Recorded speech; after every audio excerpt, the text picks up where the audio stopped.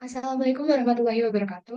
Kami dari kelompok 4 akan mempresentasikan hasil kerja kami untuk mata kuliah Ekonomi Teknik tentang pabrik semen, yaitu analisis estimasi biaya modal untuk pendirian pabrik semen di Bogor dengan kapasitas 1,5 juta ton per tahun. Dengan anggota kelompok kami adalah Clarissa Fika Kaulika dengan NIM I0522028, saya sendiri Anifa Azhara Zahra I0522048, Hana Fauzia Zulfa I0522049, Randi Ferdiansyah Hasibuan I0522088, Ratna Wijayanti I0522089. Jadi pendirian industri semen ini ada dengan kapasitas 1,5 juta ton per tahun untuk tahun berdirinya akan didirikan pada tahun 2027 dengan lokasi di Bogor. Bahan bakunya ada batu kapur 80-85%, pasir silika dengan 3-5%, pasir besi 1-2%, dan tanah liat 10-15%.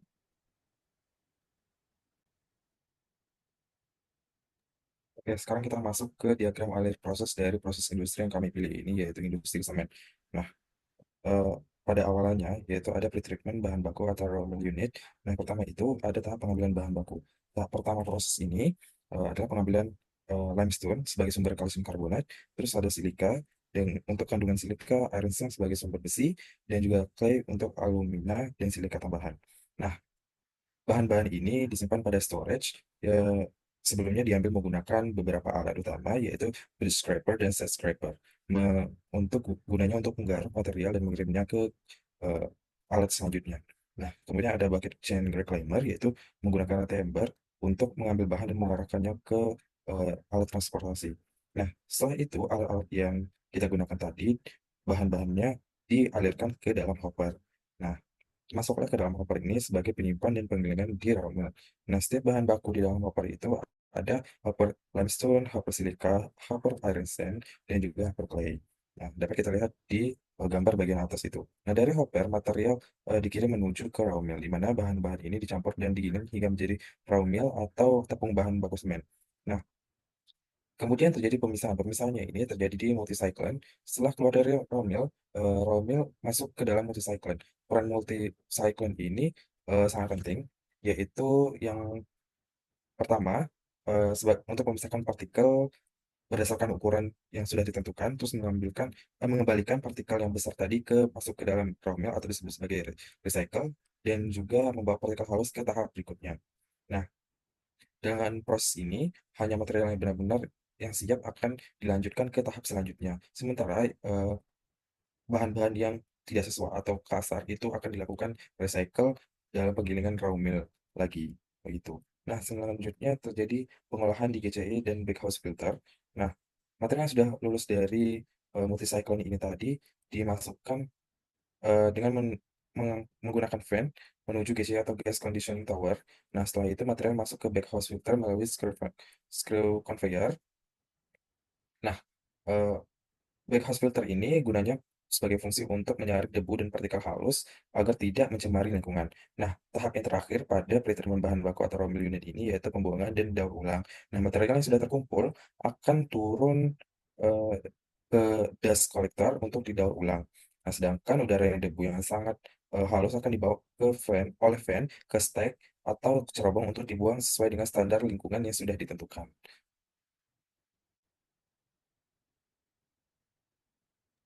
Baik, selanjutnya masuk ke pembuatan klinker atau di kiln unit. Sebelum bahan baku yang tadi sudah diolah itu dimasukkan ke dalam kiln, itu harus melalui suspension preheater atau pemanasan awal yang terdiri dari 4 stage dan 1 buah kalsiner, yang mana dalam dalam 2 stage itu disebut sebagai 1 string dan terdiri dari 2 string. Nah, proses yang terjadi dalam suspension preheater adalah pemanasan awal atau proses kalsinasi awal yang bertujuan untuk memudahkan klinker sebelum dipanaskan di rotary kiln. Untuk masing-masing stage, yaitu di stage pertama, suhu yang digunakan itu sekitar 300 sampai 400 derajat Celcius, lalu meningkat ke stage kedua, yaitu 500 sampai 650 derajat Celcius, lalu ke stage ketiga, yaitu 700 sampai 820 derajat Celcius, dan masuk ke stage keempat, yaitu proses kalsinasi awal, sekitar suhu 850 sampai 900 derajat Celcius. Nah, pada proses ini, itu terjadi penghilangan air dan juga pembentukan dari 2CaOSiO2 terjadi pembentukan C2S sebagian. Proses suspension preheater ini juga terdiri dari 5 buah cyclone dalam masing-masing stringnya dan 1 calciner, yaitu di bagian akhir tadi untuk proses kalsinasi awal sebelum masuk ke rotary kiln. Selanjutnya yaitu proses pembakaran. Nah, proses pembakaran ini terjadi di rotary kiln. Kemudian di dalam rotary kiln ini terdapat 3 daerah atau 3 tahapan. Yang pertama ada daerah kalsinasi. Untuk kalsinasi yang terjadi di rotary kiln ini hanya penyempurnaan karena 80-95% proses kalsinasi sudah terjadi di suspension preheater. Kemudian yang kedua ada pembentukan klinker. Pada proses ini pembentukan senyawa itu ada beberapa senyawa. Yang pertama ada C2S, kemudian C3S, C4AF, dan juga C3A. Yang terakhir adalah pendinginan. Sebelum masuk ke tahap pendinginan, di rotary kiln ini suhunya diturunkan terlebih dahulu. Nah, setelah dari rotary kiln, sebelum ke tahap selanjutnya, didinginkan terlebih dahulu menggunakan di pabrik ini menggunakan crossbar cooler. Dari suhu yang di rotary kiln tadi 1200 sampai 1400 derajat Celcius diturunkan menjadi 90 sampai 100 derajat Celcius. Alasan penggunaan crossbar cooler pada pabrik ini adalah karena crossbar cooler ini bisa menurunkan sampai suhu 100 derajat Celcius.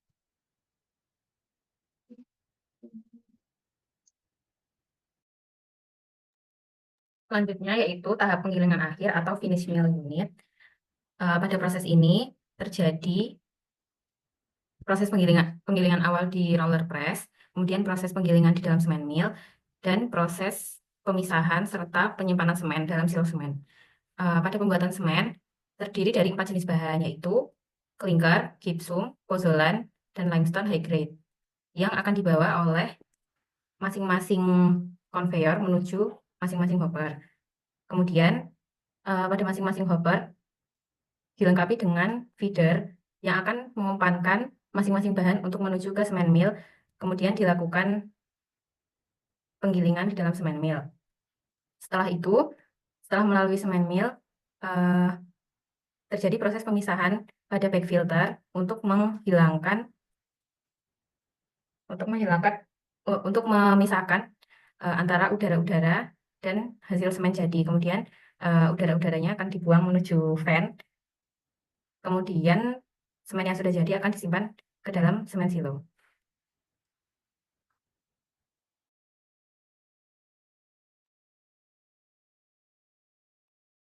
Selanjutnya adalah peralatan-peralatan yang digunakan untuk pendirian pabrik semen ini. Untuk peralatan utama yang digunakan pada unit penyediaan bahan baku ada kali storage, limestone storage, silica sand, dan iron sand storage yang fungsinya untuk menyimpan dan mengambil bahan dari storage ke raw mill feed. Selanjutnya pada unit penggilingan bahan baku ada raw mill yang berfungsi untuk menghaluskan material, mengeringkan, serta memisahkan material kecil dan besar dan mendistribusikan material. Untuk continuous feed silo, di sini digunakan untuk menyimpan dan mentransportasikan material sebelum masuk ke suspension preheater. Selanjutnya ada unit pembakaran. Digunakan alat suspension preheater yang sebagai tempat terjadinya reaksi kalsinasi. Selanjutnya rotary kiln yang digunakan untuk pembuatan klinker dari raw mix. Selanjutnya ada crossbar cooler yang digunakan untuk mendinginkan klinker secara mendadak dan tempat penggilingan klinker menjadi ukuran yang lebih kecil. Selanjutnya ada klinker silo yang digunakan untuk menyimpan dan menghomogenisasi dan menyuplai kebutuhan klinker ke semen mill sendiri. Ada semen mill yang digunakan untuk menghaluskan, mengeringkan, dan memisahkan material kecil dan besar, serta mendistribusikan material. Next. Selanjutnya untuk peralatan pembantu yang digunakan ada double roller crusher yang berkapasitas 350 ton per jam. Selanjutnya ada hopper dengan kapasitas 500 ton untuk limestone, 450 ton untuk klinker, 400 ton untuk silika, 250 ton untuk iron sand dan pozolan, 150 ton untuk gypsum dan high grade limestone, dan 75 ton untuk clay. Yang ketiga ada cyclone dengan efisiensi 70%, lalu ada gas conditioning tower, backhouse filter dengan diameter 127 mm dengan panjang 10 meter, serta electrostatic precipitator dengan efisiensi lebih dari sama dengan 90%. Next.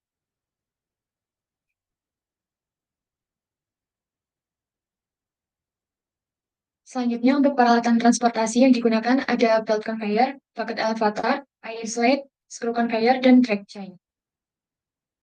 Sebelum menghitung harga alat, kita terlebih dahulu harus mengetahui nilai CEPCI untuk tahun 2027. Tetapi karena belum diketahui nilainya, kita harus menghitung menggunakan metode regresi. Pertama-tama, mengumpulkan data untuk nilai CEPCI pada tahun-tahun sebelumnya, dan kami mendapatkan data tahun 2001 hingga 2026.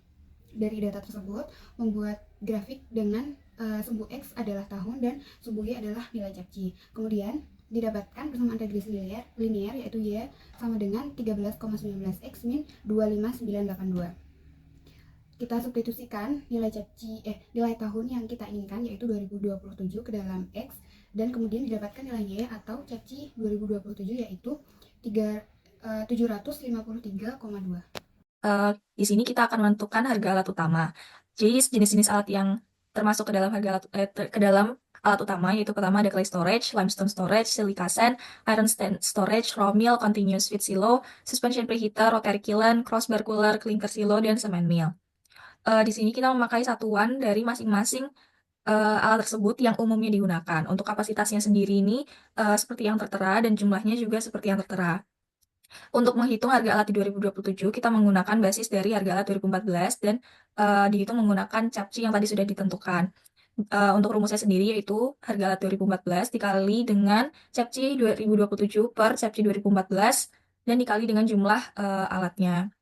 Di sini bisa dilihat clay storage harga alat 2027 yaitu 24.000 sekian dolar, limestone storage 59.000 sekian dolar, silica sand 22.000 sekian dolar, iron sand storage 24.000 sekian dolar, raw mill 7 juta sekian dolar, continuous feed silo 26.000 sekian dolar, suspension preheater 4 juta sekian dolar, rotary kiln 1 juta sekian dolar, crossbar cooler 12.000 sekian dolar, clinker silo 107.000 sekian dolar, cement mill 1 juta sekian dolar. Untuk harga total alat utama yaitu sekitar 14 juta sekian dolar.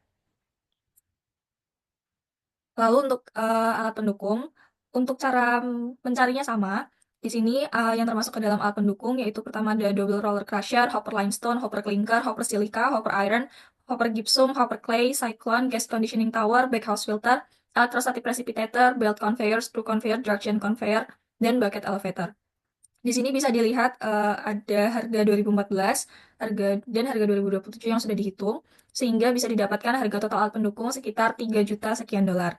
Sehingga saat kita jumlahkan total biaya pengadaan alat, yaitu harga total alat utama ditambah dengan harga total alat pendukung, menjadi 18 juta sekian dolar. Selanjutnya kita akan menghitung fixed capital investment, yaitu investasi untuk aset tetap, terdiri dari direct cost dan indirect cost. Untuk direct cost sendiri terdiri dari biaya pengadaan alat, instrumentasi dan kontrol, isolasi, perpipaan terinstall, dan lain-lain. Rumusnya adalah persen di sini dikali biaya pengadaan alat yang sudah ditentukan sebelumnya. Harga FOB-nya adalah penjumlahan dari harga biaya pengadaan alat, instrumentasi dan kontrol, isolasi, perpipaan terinstall, dan pelistrikan terinstall. Harga FOB-nya di sini 34 juta sekian dolar. Selanjutnya untuk harga CNF atau cost and freight itu rumusnya adalah harga FOB ditambah biaya ekspedisi kapal laut di sini dengan totalnya yaitu 36 juta dolar sekian. Selanjutnya untuk harga CIF ini merupakan penjumlahan harga CNF dan biaya asuransi. Totalnya menjadi 36.671.000 sekian dolar. Selanjutnya menentukan biaya ekspedisi ke plant site, pemasangan alat, pembangunan pabrik, servis fasilitas dan yard improvement dan tanah. Di sini persenannya sekian dengan dikalikan seperti tadi biaya pengadaan alat lalu dijumlah dari CIF dan yang tadi menjadi direct cost sebesar 58.114.000 sekian dolar. Selanjutnya, untuk menghitung indirect cost terdiri dari engineering and supervision, ongkos kontraktor, biaya tak terduga, merupakan rumusnya adalah persenan di sini dikali direct cost dengan lalu dijumlahkan menjadi 12 juta sekian dolar. Untuk fixed capital investment sendiri rumusnya adalah direct cost ditambah indirect cost yaitu 0,9 FCI. FCI-nya menjadi penjumlahan itu dibagi 0,9 jadinya 78.777.000 sekian dolar. Next. Untuk menghitung TCI, kita akan menentukan WCI terlebih dahulu atau Working Capital Investment. Di sini diambil 15%. WCI-nya sendiri nanti rumusnya adalah 15% dikali TCI, di mana TCI ini diambil dari FCI yang tadi sudah dihitung per 0,85 menjadi TCI-nya sebesar 92 juta sekian dolar dan WCI-nya sebesar 13 juta sekian dolar.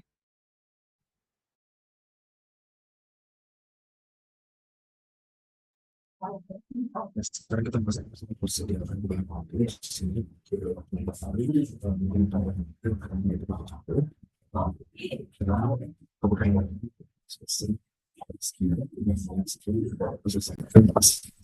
nah, ini kami berikan dasarkan kebutuhan yang baik hingga tercapai.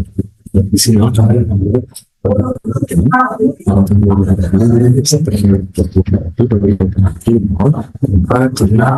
kami dari topik yang kami gunakan sudah memiliki bahan atau ketersediaan dari market sendiri, tidak menggunakan kebutuhan dari atau tidak menggunakan dari impor ataupun pabrik lain. Nah, next.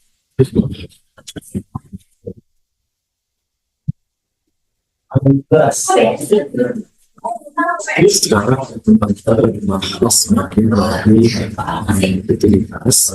Utilitas ini kami menggunakan beberapa jenis utilitas seperti air, listrik, bahan bakar, dan lain-lain. Sumbernya beragam, yaitu misalnya dari PDAM, terus juga ada udara tekanan dari PDAM, dan listrik dari nah, beberapa jenis utilitas dari kita gunakan secara gratis, sebagai contohnya air laut dan udara. Kapasitas yang kami gunakan yaitu berdasarkan kebutuhan konsumsi per jam atau per hari dikalikan untuk operasional itu misalnya listrik sebesar 10 kilowatt per hari dan udara buat hampir 870.000 kubik per jam. Dari estimasi biaya tahun 2025, kita bisa lihat bahwa komponen terbesar berasal dari listrik, yaitu lebih dari dapat kita lebih dari 1 triliun per tahun yang mereka gunakan untuk produksi sembako. Nah, udara tekan juga cukup besar, itu sekitar 131 miliar yang kita gunakan. Sementara itu polimenter dan udara luar tidak dikenai biaya karena dianggap disediakan secara internal. Nah, untuk 2027 itu kita proyeksi dalam bentuk dolar dan kita udah konversi dari rupiah ke dalam USD.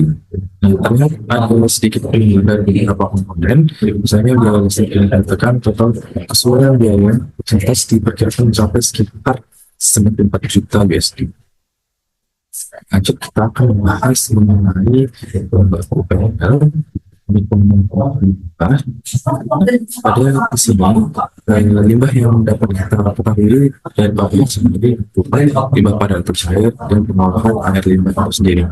Untuk pengolahan air limbah dan cair yang bersifat non-hazardous, kita menggunakan dua unit pertama, yaitu filtration unit dan precipitate capture unit.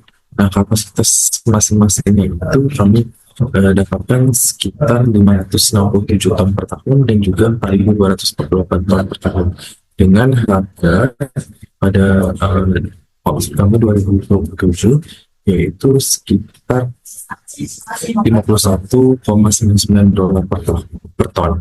Nah, total biaya utama dari pengolahan limbah ini mencapai 250.000 dolar dengan porsi terbesar berasal dari precipitate capture unit. Untuk pengolahan air limbah, kita menggunakan sistem dua tahap, yaitu filtrasi primer dan sedimentasi serta biologis tersier. Masing-masing unit menangani sangat besar, yaitu 2.340.000 meter kubik air per tahun, walaupun harganya sangat kecil, hanya sekitar $0,1 per meter kubik, biaya total tetap signifikan, yaitu $32.000.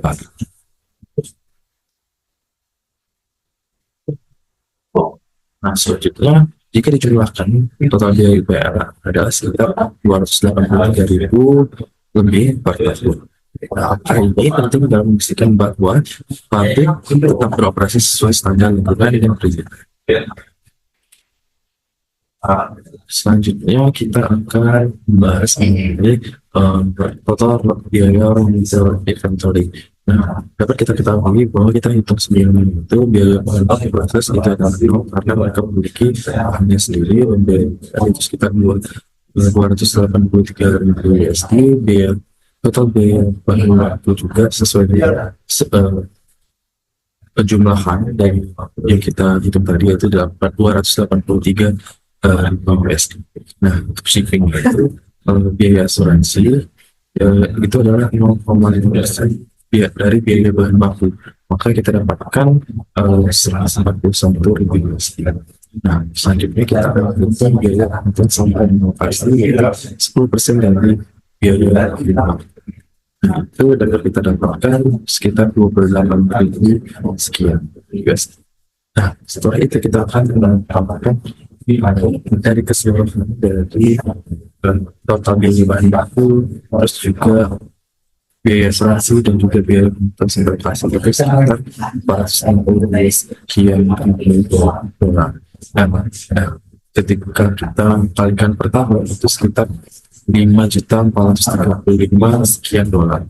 Nah, selanjutnya kita akan membahas harga produk semen. Nah, kan kita memproduksi satu produk yaitu semen, itu kita dapatkan harga yang kita hitungkan ini merupakan harga dari yang perkiraan pada tahun ini. Setelah research itu kita hitung dengan perkiraan beberapa gaji-gaji atau dari tenaga kerja yang dilibatkan, dan kemudian didapatkan harga sekian, dan pada per bulan itu kita dapat 125.000 ton sekian, dan total yang kita dapatkan per bulan itu sekitar $9.900.000. Dan juga apabila kita totalkan dalam satu tahun, kita kalikan dengan 12, itu sekitar 119 juta USD. Nah, selanjutnya kita akan masuk ke in-process inventory. Nah, cara menghitung in-process inventory ini yaitu 6,5 kali manufacturing cost per bulannya, dan dikali dengan waktu siklus. Waktu siklusnya itu kita buat pada 1 bulan saja. Setelah kita konversi siklusnya itu 1 bulan sekitar 0,0138 sekian, dan manufacturing cost itu kita dapatkan 13 juta sekian, dan setelah kita kalikan dengan 0,6 itu didapatkan 9.265 dolar. Nah, sekarang kita akan menghitung extended credit. Nah, diperkirakan sejumlah besarnya penjualan produk untuk 1 bulan produksi. Maka kita dapatkan hasil dari produksi kita ini tadi selama kita kalikan dengan 1 bulan produksi, yaitu 9.922.000 USD. Nah, selanjutnya kita akan variable cash. Nah, kita variable cash dalam bulan itu cuma bulan dikali manufacturing cost. Nah, 2 dikali dengan 13 juta USD sekian tadi, hasilnya yaitu 26.584 USD. Dan selanjutnya kita akan financing. Nah, financing itu kita menghitungnya dari rumus 0 sampai dengan 7% dari TPC. Nah, di sini kami menggunakan 4%. Nah, 4% ini kita kali dengan manufacturing cost, kita dapatkan itu hasilnya sekitar 533.000 USD. Nah, selanjutnya kita akan menghitung BCI. Dan BCI setelah kita dapatkan melalui hitungan sebelum-sebelumnya, yaitu dari total biaya rumah inventory sampai 1 bulan bahan baku, terus juga total in-process inventory 1 bulan, manufacturing cost, terus produk total product inventory 1 bulan, extended credit 1 bulan penjualan produk, available cash 2 bulan, dan financing 1 bulan. Dan kita dapatkan BCI atau working capital investment itu sekitar 47.526.000 USD itu.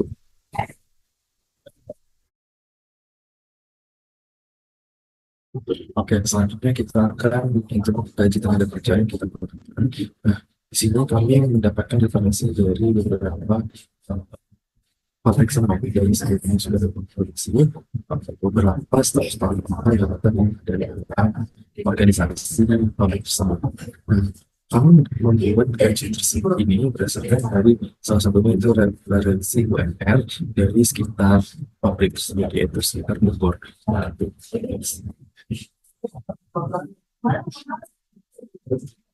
Next. Ya, ini beberapa staf-staf atau komite-komite mulai dari komite keselamatan, kasasi, dan staf teknik lainnya. Gitu. Nah, jumlah dari staf yang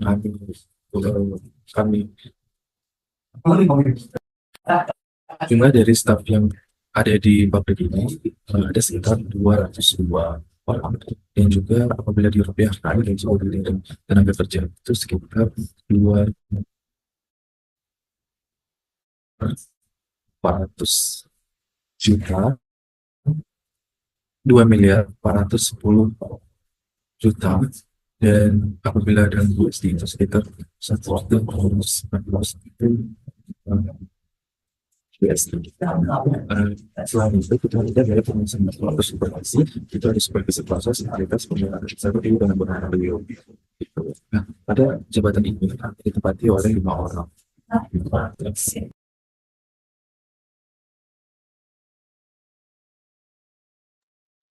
Selanjutnya, kita akan menghitung TPC atau Total Production Cost. Yang pertama, itu ada Manufacturing Cost, terdiri dari Direct Production Cost, Fixed Charge, dan Plant Overhead Cost. Kemudian, untuk menghitung Direct Production Cost, itu terdiri dari bahan baku yang berasal dari total biaya raw material inventory, yaitu sejumlah 5 juta sekian dolar. Kemudian biaya buruh langsung berasal dari gaji tenaga kerja, yaitu sebesar 1.700.000 sekian. Kemudian biaya pengawasan langsung berasal dari biaya pengawasan langsung, yaitu sekitar 36.000 sekian dolar. Kemudian biaya utilitas berasal dari biaya utilitas sendiri, yaitu sekitar 94 juta sekian dolar. Kemudian untuk biaya perbaikan dan pemeliharaan, persediaan bahan laboratorium, untuk biaya perbaikan dan pemeliharaan itu berasal dari range yang berupa faktor pengali dikalikan dengan FCI. FCI-nya yaitu 78 juta sekian dolar. Kemudian menghasilkan biaya perbaikan yaitu sekitar 4.700.000 sekian dolar. Itu digunakan untuk mengalihkan dengan faktor pengali range untuk biaya persediaan bahan dan laboratorium. Sehingga didapatkan biaya persediaan bahan yaitu 500 sekian dolar dan laboratorium 470 sekian dolar. Kemudian untuk patent and royalties itu faktor pengalinya yaitu 3% dikali dengan total production cost, di mana di sini kami akan mencari total production cost, sehingga hasilnya itu 0,03 dikali TPC. Kemudian dihasilkan total direct production cost, yaitu sekitar 107 sekian dolar, ditambah dengan tadi biaya patent and royalties yang belum diketahui, yaitu 0,03 dikali dengan TPC. Kemudian, untuk yang kedua yaitu ada fixed charge, yaitu depresiasi, pajak kekayaan, dan asuransi. Untuk biaya depresiasi, yaitu untuk biaya ketiga ini dikalikan dengan FCI. Untuk depresiasi dikali dengan 10% menghasilkan 7 juta sekian dolar. Kemudian untuk pajak kekayaan 3% dikalikan dengan FCI yaitu sekitar 2 juta sekian dolar. Kemudian untuk asuransi itu 0,75% dikali dengan FCI yaitu 590 sekian dolar, menghasilkan total fixed charge sejumlah 10 juta sekian dolar. Kemudian yang ketiga, plan overhead cost itu terdiri dari 60% buruh, pengawasan, dan perbaikan. Sehingga dikalikan 60%-nya itu dikalikan dengan buruh langsung, pengawasan langsung, dan biaya perbaikan dan pemeliharaan, sehingga menghasilkan biaya sekitar 3.900.000 sekian dolar. Lalu untuk total manufacturing cost-nya dijumlah dengan yang A1 tadi, yaitu sekitar 107 sekian dolar, kemudian ditambah dengan fixed charge 10 juta sekian dolar, kemudian ditambah dengan plan overhead cost, sehingga menghasilkan 121 juta sekian dolar, ditambah dengan 0,03 TPC tadi yang belum kita ketahui. Kemudian selanjutnya ada general expenses, terdiri dari biaya administrasi, distribusi dan penjualan, research and development, dan financing. Untuk biaya administrasi sendiri, faktor pengalinya yaitu 15% dari 15% dari penjumlahan antara biaya buruh langsung, pengawasan langsung, dan perbaikan dan pemeliharaan, sehingga menghasilkan biaya sekitar 975 sekian dolar. Kemudian untuk distribusi dan penjualan serta financing itu dikalikan dengan total production cost yang akan kita cari. Dan untuk research and development itu biayanya yaitu 3% dikalikan dengan total penjualan semen, di mana total penjualan semen yaitu 119 juta sekian dolar, sehingga menghasilkan 3 juta sekian dolar. Kemudian total general expenses itu dijumlahkan, menghasilkan 4.500.000 sekian dolar ditambahkan dengan 0,15 dan 0,3 sehingga ditambah dengan 0,18 TPC. Kemudian total production cost-nya dijumlahkan antara manufacturing cost dan general expenses menghasilkan 126 juta sekian dolar ditambah dengan 0,21 TPC. Kemudian untuk menghitung TPC-nya seperti ini, 126 juta sekian dolar ditambah 0,21 TPC sama dengan TPC. Kemudian menghasilkan TPC-nya yaitu 160 juta sekian dolar. Kemudian menghitung manufacturing cost dengan memasukkan hasil TPC tadi ke patent and royalties, kemudian ke general expenses sehingga menghasilkan total biaya manufaktur yaitu 160 juta sekian dolar. Sekian presentasi dari kelompok kami. Wassalamualaikum warahmatullahi wabarakatuh.